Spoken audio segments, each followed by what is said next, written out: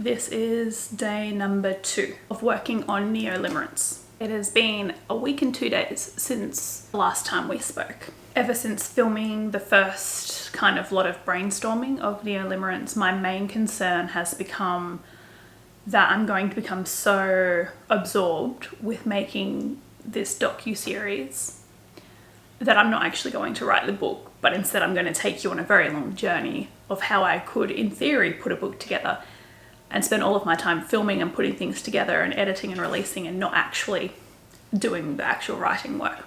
My main fear and concern is that I won't be able to write the book, but you know, we're working on that.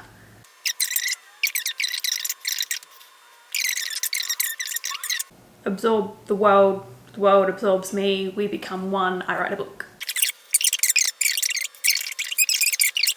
I'm not feeling it. But I'm priming the supercomputer, all right? I'm running the program. I'm teaching myself what I want to do. So it might not be this week, it might not be next week, but some week in the near future, it will all start to happen in a way that is more beneficial for me and for you and for the book. Until then, the priming is going to happen and I'm going to stay positive and happy about it, or at least neutral. Okay, I'm going to stay neutral about it because I think positive and happy is just like a stretch for me today. I'm going to stay neutral, I'm going to try my hardest, and that's all I can do today. It has been nearly 2 weeks since I filmed my last log for this project. My energy just disappeared like that, and it's still really hard to get it to come back. When I really don't want to do something on a cellular level, my brain will just stop working. I will go completely blank and my body will just kind of become unable to move. And it does also feel a bit like a trauma response at times. And there is like a lot of crossover between my illness, self-sabotaging and trauma responses because they're all, you know, they're all interconnected and they're all interrelated. So it can be really hard to tell, well, what day do I push and what day do I need to truly rest and what day do I need to work through some problems. So I really am not feeling jazzed for this. I really don't want to write a book that is based so far in the past. I'm feeling a lot of internal resistance, which of course isn't helping my low mood. And I'm just feeling like zero desire to get anything done, which of course is a problem. So I don't think it's a day for pushing. But I've just had 3 years of days like this, so my patience is very thin. I'm not wanting to write this book the way that I thought I did. It's not happening for me today. I don't know if that means that it's not happening for me forever or if this is just temporary. But I will let you know as soon as I know more, and hopefully I can trick myself into making progress, because I know if I just start, it'll come back. It's just like my self-sabotage and so many bad memories of trying to start book projects, and also so many bad memories of the events that I'm going to draw on to write this book. So like, I get it. Once I start, it'll be much easier to keep that momentum, but I've lost the momentum right now and I need to like ease myself back into it. Okay. Hopefully I'll be back with a better update soon. Over the past month, while I have not been writing Limerence, I have been really concerned. I've been wondering, well, will I ever write this book? And I've been really thinking about, you know, like how far I will go in order to self-sabotage. And that's kind of what it felt like. Every time I went to write this book, I would get physically unwell. So after a while, I just stopped trying. Last week, I was writing a chapter for BTS Not Guaranteed, which is an online book that I am releasing chapter by chapter. At this moment, it is about a chapter a month that I am releasing. And it is essentially my attempt at chronicling my journey towards writing a book with BTS. Of course, it hasn't happened yet, and that is the whole tension of the entire book, is that I am doing everything with no guarantee of working with BTS. So anyway, here I was writing my chapter for August. It came to the part where I wanted to talk about my research into how to become an icon. Ever since the start of the year, I have been really interested in how to turn myself into an icon, because that's what I want for myself, right? I don't just want to be an author. I don't just want to be a book publisher or a fangirl, a content creator, what have you. I want to have significant social impact. I want to create cultural change. I want to be remembered, of course. So I have been wondering, well, how do I turn myself into an icon? Which might seem to you very pretentious or self-fulfilling. Of course it is. So I've been like writing lists and having ideas and really analyzing, you know, what goes into creating an icon and becoming an icon with a social impact. And of course I've been looking at BTS for this, but I've also been looking at the 1975. So anyway, I was writing my BTS Not Guaranteed chapter and I was finding it kind of hard because I really wasn't into it. And then suddenly I started talking about the many breakthroughs I had in my own conceptualization of how one becomes an icon. Because of course I can't just like research things. What I have to do is actually think my own thoughts first, then I go and see if they're true. And through that process, of course, I come up with new theories and ideas and concepts all the time. So that's what I was sharing in BTS Not Guaranteed. And as I started to share this, I went quite overboard. I think I wrote like, 1,000 or 2,000 words in a really, really short period of time. I was literally, when I write and when I'm in flow state, it's almost like of course I'm looking at the words that I'm writing, but like my eyes aren't actually seeing. Like my conscious self it kind of like projects, I don't know where I'm going. It projects up this way and I'm fully connected with something, whatever you want to call it, up here. And it's like, I'm not even here. Like I wouldn't even need to truly look at the screen because I'm literally just channeling through a place that feels like it's coming outside of my mind, like down through my mind and through my body. But of course I'm looking at the screen because then I'm like knowing if I'm making mistakes and stuff, but it is fully like channeled flow, and genuinely I don't make mistakes that often when I write in that way. And it happened so fast and it was just so in flow state that I was like, okay, this is strange. And I even wrote in the chapter, I'm very sorry, this will be over soon, but clearly there's just some stuff that I really want to say. I wrote the chapter, published it, didn't think much more of it. And then the next day or the day after, I went to record the podcast for it. So I record I just read it out loud for a podcast. And as I was reading it out, even in my narration of what I wrote, I was kind of fumbling through my words, reading the first part of the chapter, and I was making a lot of mistakes. I couldn't breathe properly. And then it came to me narrating the part about icons and my research and how that applies to me in my work. And I was able to speak it in one take for I think it went for over 10 minutes, I'm not sure. One take, no problems, just complete flow and like passion coming out of me. And as I was reading it, I was thinking, oh my goodness, this is unusual. This kind of energy that I feel coming out of me is something I've not ever experienced before. And I remember as I was writing and as I was also narrating, I was thinking, I really need to define what I mean by icon. And I really should expand here. And well, of course I need to explain this a little better. And so by the time I finished recording just that part, not even the full podcast, I was like, holy shit, I think there's a whole book here. And I sat with that for a few moments. And I was like, no, I can't do that to Limerence. I can't stop again. I can't choose another book over it again because that's what I did last time. No, and I can't write a book that has nothing to do with the Idol Limerence series.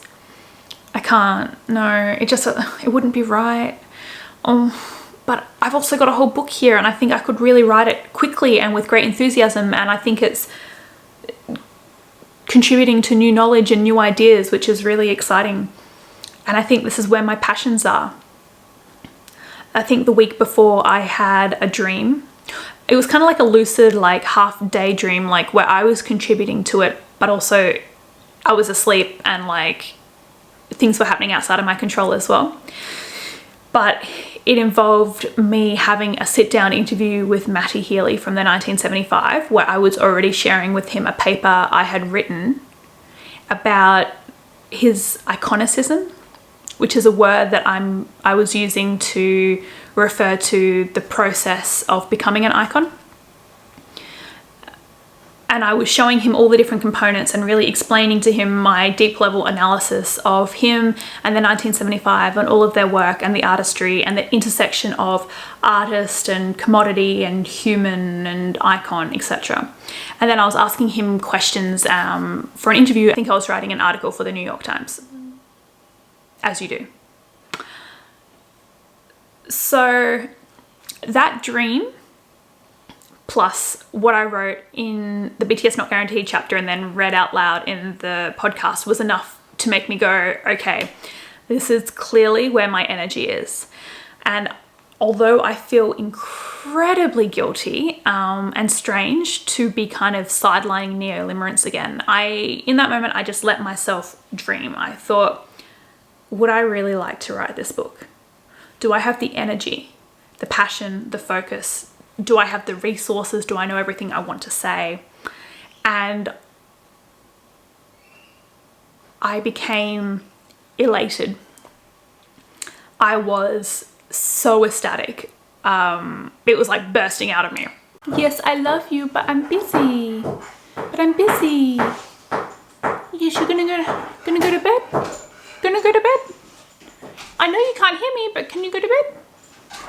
No, I'm gonna ignore you now so you go away. I love you.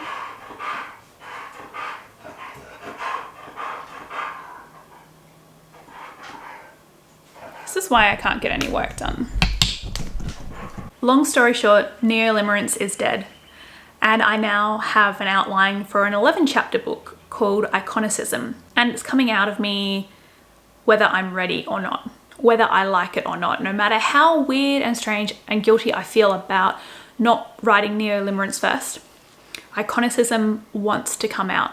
And I am scared, but mostly for the marketing, because with neo-limerence, I would be able to market it as the prequel to Idle Limerence. So I'd be able to use, you know, the readership of Idle Limerence and everything that I've already done for Idle Limerence and kind of, you know, bring neo-limerence into that. Iconicism is a completely different kettle of fish. Of course there are crossovers, and of course BTS are going to be in this book, of course, but it's not a book purely about BTS. It's my first solo, pure, non-fiction book. It's my first book that won't be 100% about BTS. And it will presumably be a different demographic. Of course, there will be crossovers between my readers of Idle Limerence and fans of my work and the people who might be interested in this book. Yeah, of course. I will get a very large portion of people who are interested in my work and who like Idle Limerence and who like BTS reading this book. But I will be primarily marketing it towards people who are interested in marketing, in creating icons, in creating powerful brands. Although it's not a marketing book by any means, but it does show how to build an icon. I have developed a formula for iconicism. It's not a step-by-step guide. It's more intangible than most people would like. But I am able to define who an icon is. I'm going to attempt to find a way to measure their social and economic impact. I then am going to show all the different areas that contribute towards the creation of an icon. And I can already do this without much research, although I will be doing research, of course, to enrich and to give validity to my ideas. But I've already got a pretty solid foundation for everything that I want to do. So this is no longer a docu-series about the making of neo-limerence. It is a docu-series about the making of Iconicism. So of course I feel a little foolish because I already started releasing this and I'm already changing, like 1 month in. But this is where my energy is. And this is the path that I'm going to follow right now. I feel less tormented about this option. And that's not the number one reason why I'm choosing it. It's because it's literally coming out of me. What's this? That's not what coming out of me means, but it feels like it's coming out of me like I can't control it. And to some degree, that's how I felt with Idle Limerence, but I was way more messed up over Idle Limerence. The feeling of Iconicism is not one of torment, one of I've got to write this or I will die, one of if he reads this, will he hate me forever? There is no kind of intensity around the emotional aspect with this book. So of course that's why it's coming out a lot faster than Limerence. And I have to trust my process, and I have to trust that if my energy is rushing towards something and if something is spilling out of me uncontrollably, I can't just push that to the side and be like, oh no, I was planning on writing Limerence that isn't actually coming out and it's really not a fun time for me right now. So instead of writing this book that is really amazing and wonderful and wants to come out of me, no, I'm just going to sit in this weird in-between space where I write neither book. That ain't going to happen. No, I'm not that naive. I'm not that silly.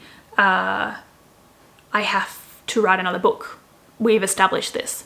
I thought it was Limerence, and by all means it still might be Limerence at some point, but right now my energy is at Iconicism. And when I lay in bed and look around at my walls in my bedroom, it's all very clear to me that this book has been sitting inside of me for quite some months now, because on my walls it's primarily about how to build an icon. And my notes section in my phone is increasingly being populated by new ideas, especially about the intersection of music and art and commodity and iconicism. Because for some reason, this girl who is not musically talented at all is completely fascinated by studying musicians. Completely. So of course it makes sense. And of course, Limerence was going to be the book that wasn't going to focus on music in that way. So it makes sense that I am now opting for a book that has decided to use musicians as the primary case study, with the overarching argument that it is musicians who have the greatest capability of becoming the world's most influential icons of all time. No big deal. So anyway, that's where I'm at right now. After deciding that, yes, I will write this book, I did start, I opened up a Word document and started putting in some preliminary ideas and just kind of consolidated what I'd already written elsewhere and, thought about already, and put it into the Word document like that. And then I signed a new author to Revolutionaries the other day. And we've been chatting on Instagram, and she also is coming up with another book. She's just like a book writing machine.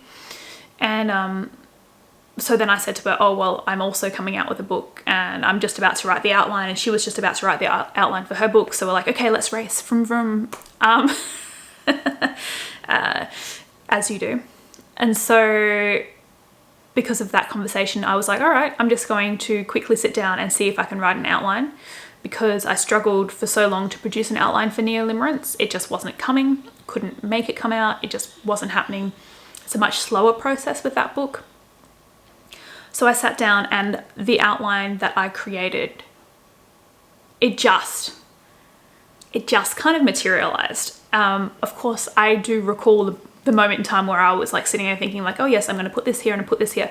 But it's not like I was sitting at my computer for a long time going, and what comes next? And what should I call this chapter? It was more like, oh, what should I call the chapter? Oh, this is a good idea. Okay. And then I should put this part here. Oh, and I'll put this part here. And it all just kind of slotted in. I have a chapter outline.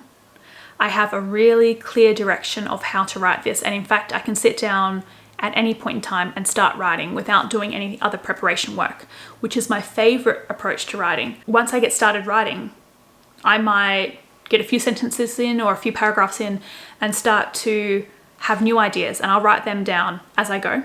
They'll become a part of the book instantly.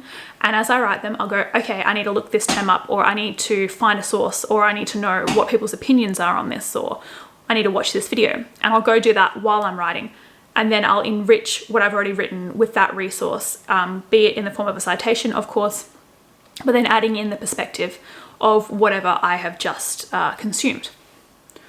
And then I will continue on like this. So the research will then become a part of my flow state. So as I mentioned before, you know, when I'm writing, it feels like it comes down from up in the ether through my brain, and then up like through my subconscious into my conscious mind and through my body. And it doesn't just happen like a slow way, like a drip feed. It happens like comes straight out. So it feels spontaneous, it feels automatic. And then when I'm doing the research, that just becomes part of it too. And that is how I wrote Art of Limerence, and I can feel it already happening for Iconicism, so that's how I know it's the real fucking deal. My energy doesn't lie. And my human design is a generator, so once you get me started, I have the energy of 1,000 suns, and I will keep going until the project is done. So I'm already talking more confidently about this than I was with Limerence. And now in saying all of this, I am instantly wondering if I'm going to be shooting myself in the foot by saying all this and then putting this out and then looking like a fool when I'm like, oh, well, actually it isn't Iconicism, it is Limerence, and I'm going to write that book.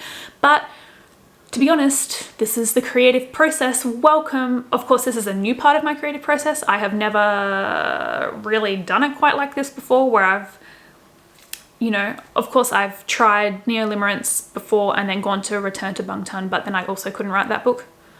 And I couldn't do anything because I was so sick, so that felt different. This feels like I wanted to write Limerence, but then another one kind of dropped in. Apparently we're surfing right now.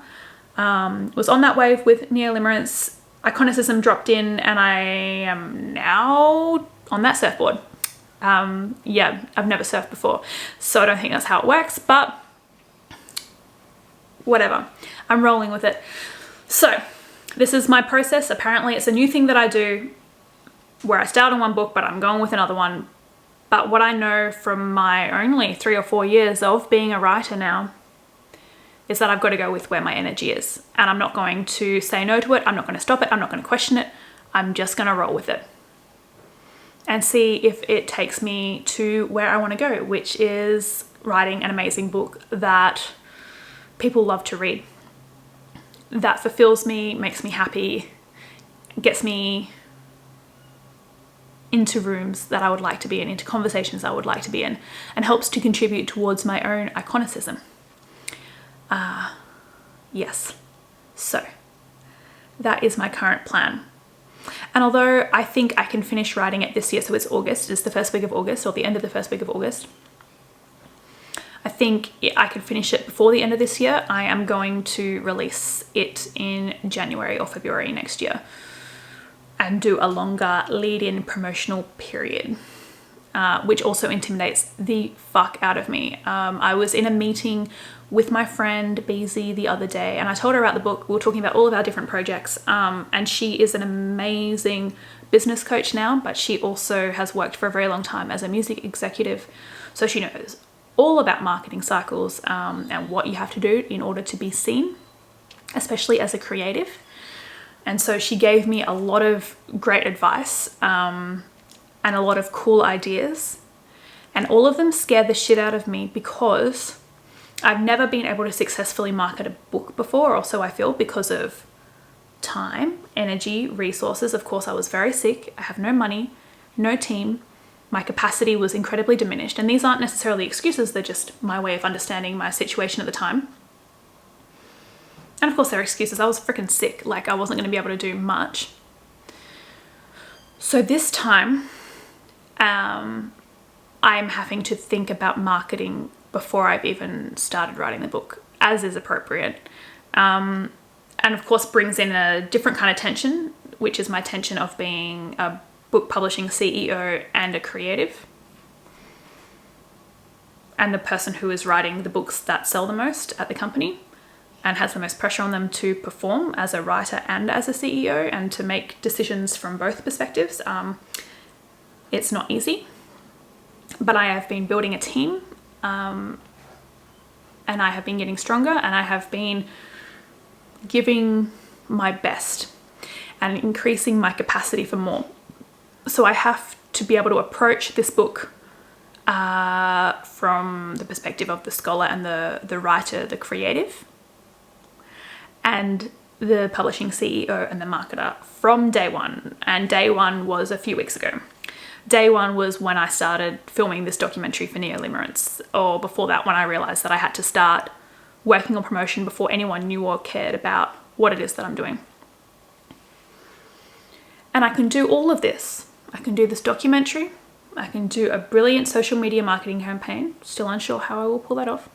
I can somehow line up a lot of interviews. Unsure how I'm going to pull that off. I can do as much publicity as I can. Once again, don't know how I'm going to pull that off. I could do all of that and it still might not work. Because this is the nature of the arts, but also of capitalism and the industry that I'm working in, because it is largely dictated by forces outside of my control.